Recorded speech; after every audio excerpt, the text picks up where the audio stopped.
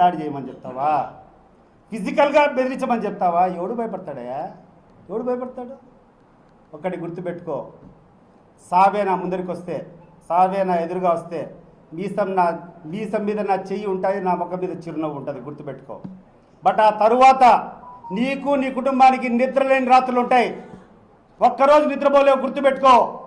And ఎవరికి నువ్వు రెచ్చగొట్టిన దారి చేసినా కూడా responsibility is yours. Don't try to escape, you cannot escape. తమాషలు పడతాడు ఏమన్నా? ఈడ కూర్చొని రెచ్చగొడతావా మా వాళ్ళనే? ఈరోజు మా కులస్తులనే కూర్చొని మా మీదకి రెచ్చగొడతావా నువ్వు?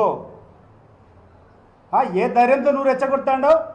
ఎవడో నీ ప్రాపకం కోసం వచ్చినాడని చెప్పి నీ దగ్గర 4 రోజులు ఏదైనా చిన్న చిన్న పనులు ఉంటాయని చేసుకోవాలి వస్తే నువ్వు ఫిజికల్గా మాట్లాడమని చెప్పి మాట్లాడతావా? చెయ్యి. ఫిజికల్గా నేను మాట్లాడినా రేపు దౌర్జన్యం చేస్తాను, ఇప్పుడు మాట్లాడతాను నీతో. చెయ్యి, నీకు ఏమేమి చేస్తావు నువ్వు చెయ్యి. But you will face the consequences. I'm warning you.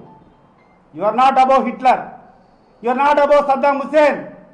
గుర్తుపెట్టుకో. అది తమాషగా ఉందా నీకేమన్నా?